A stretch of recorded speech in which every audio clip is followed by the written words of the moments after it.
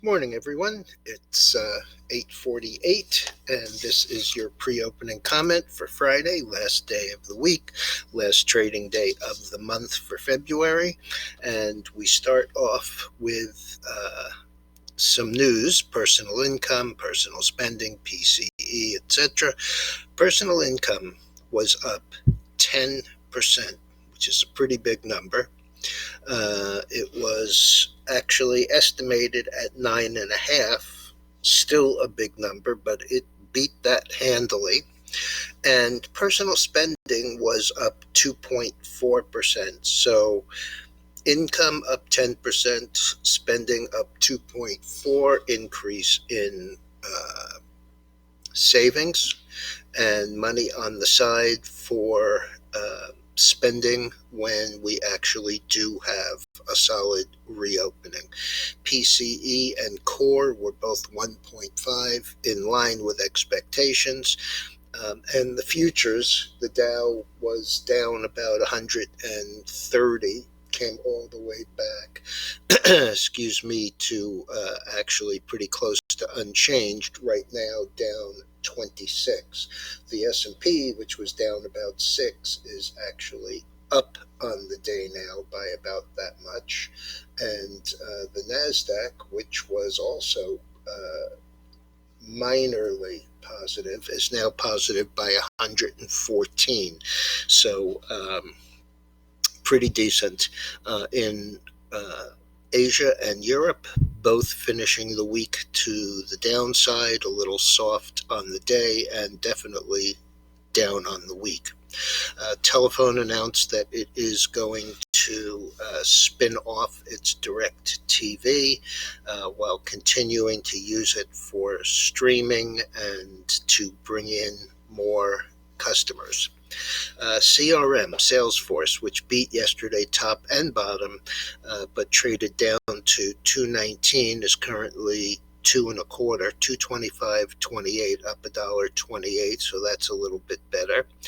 Etsy, which had a beat top and bottom, 209.75, up 12.17 or 6.2%. Airbnb, a slight miss, but 187, up 4.94 or 2.7% anyway. Dell beat top and bottom and is 81, up just $1.32 for 1.7. And Beyond Meat, which I mentioned last night, was all over the place. Down to 127, up to trying to remember exactly, up to 164, back down to 139. This morning is 148.90, up 5.15, 3.6%. Rocket Companies, which is not exactly a meme stock, doesn't really move with those names, but had earnings today, and they also have a fair-sized short interest in the stock. Earnings were excellent, big beats, big forward guidance. The CEO was on CNBC already this morning. The stock is 22.80, up 280 or 14%. And LIXT, which is a cancer therapeutic company who has trials in 4 separate areas, is going to be at Wainwright to discuss progress being made at their conference. The stock closed yesterday at 377, and this morning has been as high as 8.5 already, currently trading 715, up 338 or 92%. FLR, which we bought, some of us got it filled, sold half on the 100% up rule, had earnings that must have been disappointing. The stock is trading about 18.25. Those were 20 calls for March the 19th, so the regular March cycle. And we have nothing in them. I may buy them again today. The stock looked really great when it broke out over 20. Now it's pulled back to 18.25, probably an excellent place to be a buyer. Speaking about buying, last night our futures trader bought the gold And let me go to that and I'll show you what we did. Made about $800 on it with a purchase at a specific price and then a stop under it. As you can see, it was down pretty hard. It's still down on the day 10.5, but let's go to the intraday so you can see what it looked like. Okay, so as you can see, middle of the night, got down to the low. I'm not exactly sure where Dennis's purchase and stop were, but he also, after the rally, also middle of the night, sold it. $8, that's $800 a contract, so a better than decent trade overnight. If you recall, I have continuously been despaired by the fact that I've had some very interesting price objectives, but they always seem to happen overnight when we can't trade them, and we certainly can't trade the options. But if you want to trade futures, this is clearly the way to do it. I'm still concerned about the gold. To me, it looks like if it doesn't turn right where it is here and breaks, we're probably going to be between 1650 and 1700, and that would be another $100 to the downside. Platinum was also on the weak side.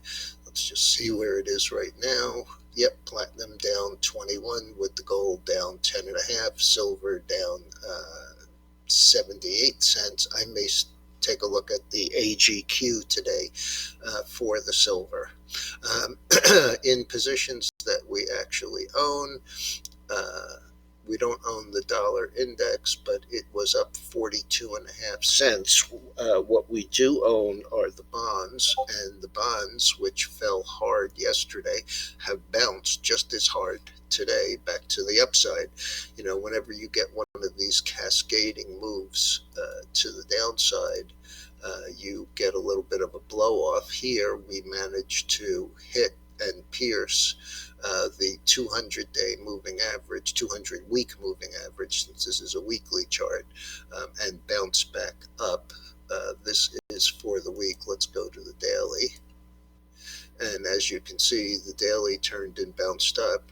We would need to get back through 160 and 7/32, so 160 and a quarter, in order to turn this positive again. But as I said, the bonds are actually up 1.5 points, and the TLT that we're in is actually up $2.15. The Bitcoin is continuing to do little of anything on a positive nature. It's down close to 3,000 right now, and I'll give you a look at what that looks like. I'm still looking at the area around 39,000 as an area where I would buy back.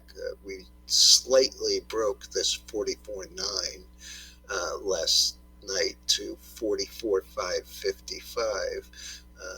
You know, if we hold here, that's great, but we have pierced the 20-day MA, and I could easily see us back down here in that 39,000, which was the last important break to the upside. Let's see, that should pretty much do it. Oil, however, is down $1.28, and I'm not sure which is the tail wagging the dog, but Brent they were both up yesterday, and they both opened roughly unchanged to slightly lower and went lower. And so I think we may be in for another bit of a pullback here. We'll have to see where we find support, but everybody's screaming about the reopening trade, so that may be the influence. All right, everyone, have a good long weekend. If there's anything to talk about, I'll be back later. But I think that we're in two okay positions, and I think we'll do well with both of them. As I mentioned, I'm going to take a look at the floor again, because this is an area of relative support, and we missed it the first time. We're being given a second news-related chance to get it in. Have a good one. Don't forget to hit subscribe.